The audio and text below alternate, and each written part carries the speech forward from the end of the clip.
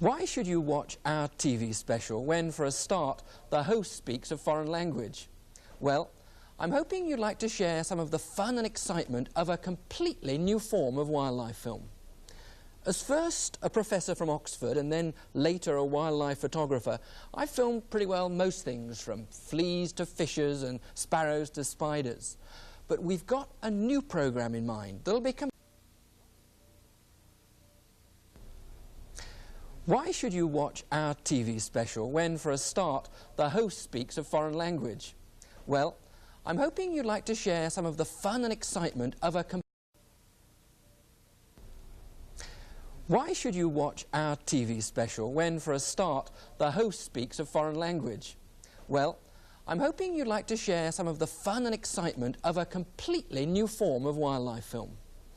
As first a professor from Oxford and then later a wildlife photographer, I filmed pretty well most things, from fleas to fishes and sparrows to spiders. But we've got a new programme in mind that'll be completely different. It deals with those animals that you all know best, your pets. Most scientists have never thought of seriously studying dogs and cats, and even I came to it by chance. I was at the time making a film on squirrels, but the year I'd chosen to do it was a time when virtually none of them were breeding. Ben, my retriever, found something at the base of an old oak tree.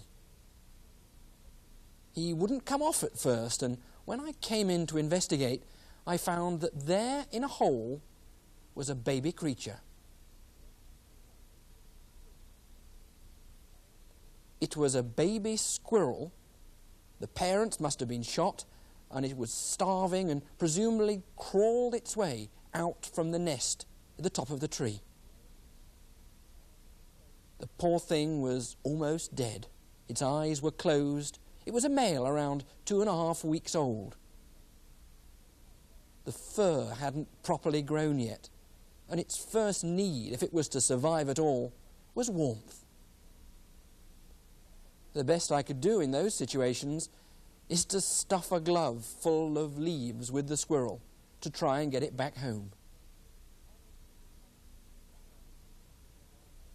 One of the constant embarrassments of being a wildlife expert is to be brought all sorts of baby creatures in the spring, birds and mammals, that for some reason or other are nearly going to die. It's never easy. How would you, for example, try to feed a baby squirrel? My home was only about 3 miles away, and when I got there, I set up a temporary feeding station. The best I could do was to warm ordinary cow's milk. The baby squirrel was now so weak that it didn't seem to stand much of a chance. The first thing was to use a glass pipette and to sterilize it in hot water, and then take small drops of warmed cow's milk and try and coax the baby squirrel to suck them down into its throat. It made a pathetic sight. Clearly this little baby didn't stand much of a chance.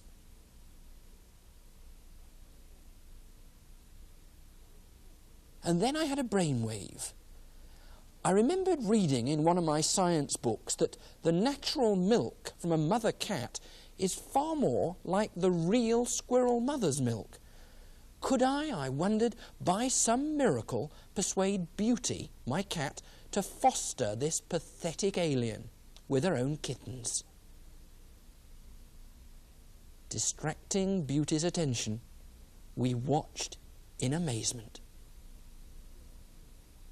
Our hands were inches from the cat's jaws as we watched the little squirrel bury its way down amidst the kittens. Beauty seemed not to recognize that this was not one of her own babies. She licked him, and from that time on set out to bring him up as one of her own offspring. From then on, we called him Sammy Squitten. Having got this orphan safely into Beauty's nest was just the first step. We still had to make sure it could feed. If any of you are faced with this problem, one of the sure ways to give the baby every chance is to press its nose against the mother's breast. But Sammy Squitten was by now sufficiently weak that he took a lot of coaxing. We persisted for over half an hour until suddenly the baby squirrel snapped into action.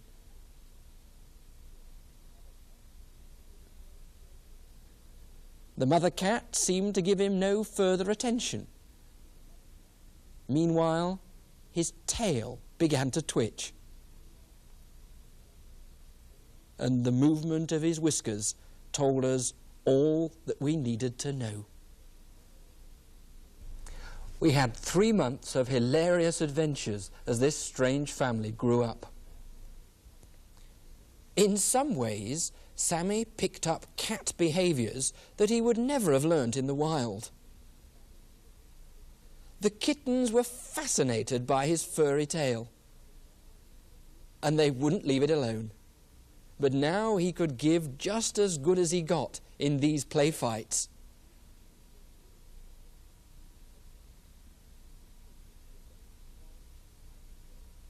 We could see that he was getting strong and very active.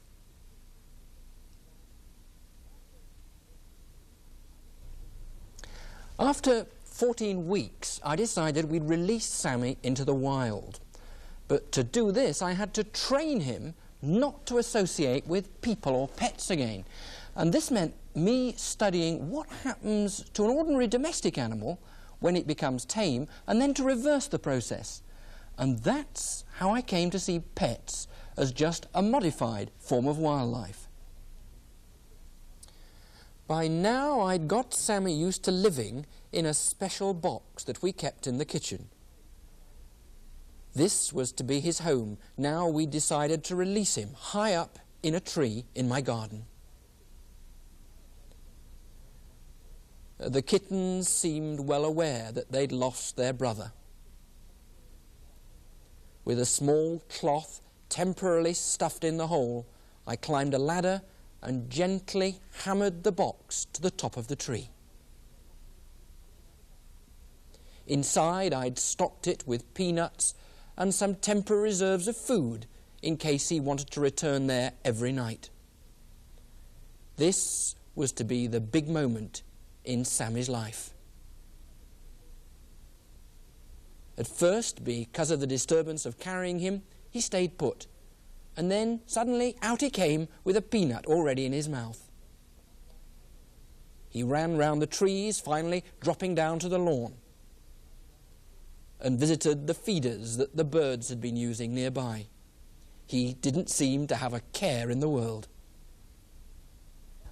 And then disaster struck. I got home one night to find a note in my letterbox. It simply said, "Sorry, but Sammy's been killed by a cat. If you can bear to come and see him, he's in our garage." Well, I went across the road, and there was this stiff little animal wrapped up in newspaper. I could hardly control my feelings. There was nothing for it. We had to admit the disaster and try to finish the film with pictures of other squirrels in autumn and right through the winter. Then a miracle took place. On the 10th of January, 6 months and 9 days since he was last seen, Sammy came back. I recognized him at a distance as he came bounding over the snow and up to the house, and literally he banged on the window to be let in. Obviously it was another animal that had been caught and killed by the neighbour's cat. I couldn't believe my eyes. I called him. He stayed put, quite unlike any wild squirrel.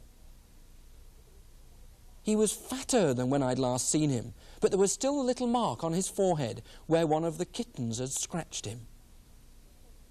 I took him inside to the warmth and fed him on peanuts, and he went round burying them just like old times. He looked in fine form, and I was so delighted to see him. No wild squirrel would ever let you handle it like this. In fact, he left me with a permanent mark of his respect. Oh. I've still got the scar to this day. You wretched thing.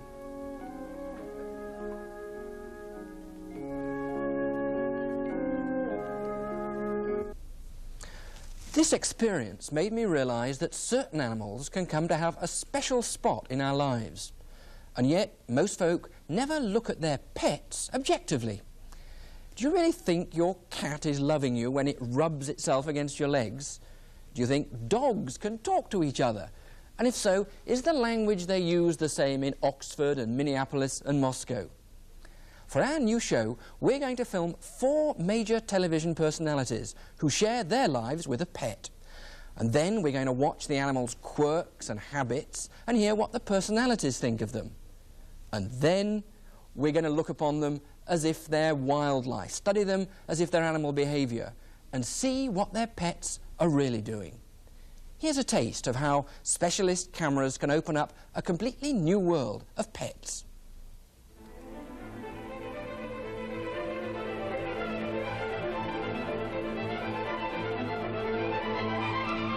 An ordinary mongrel dog shaking itself after jumping in the river.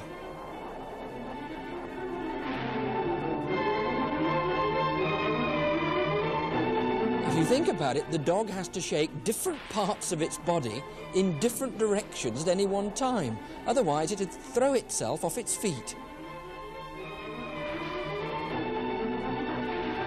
And to the creatures nearby, it's like Mount St. Helens.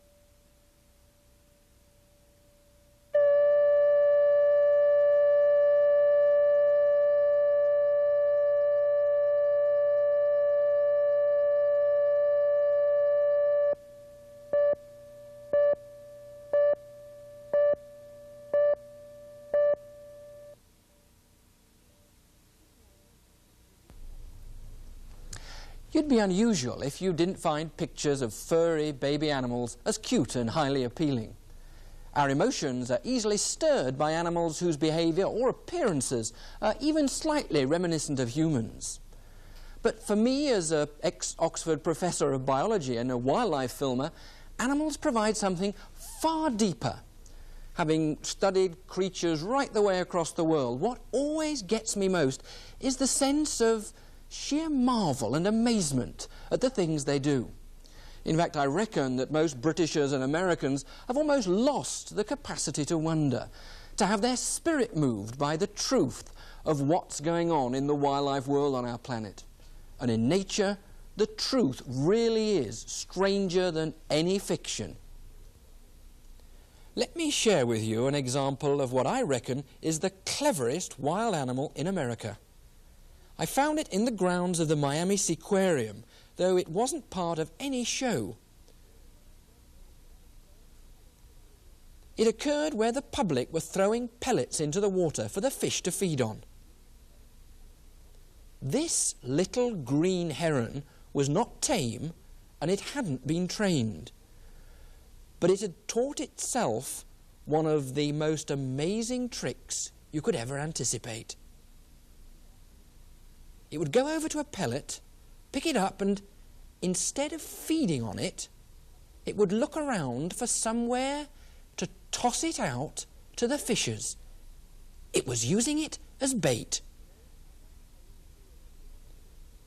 No other heron in the world had ever put 2 and 2 together like this. It even dropped on its haunches so as not to give a telltale outline to the fissures below. The little fissures would nudge the pellet nearer and nearer the heron. If none came close enough, it would shake the pellet dry and stalk off to an area where other fissures were there to be captured. So carefully, so deliberately, the bird would push it out in the right direction. And then gradually, as the little fissures nudged their way, the bird would stand stock still and get his dinner.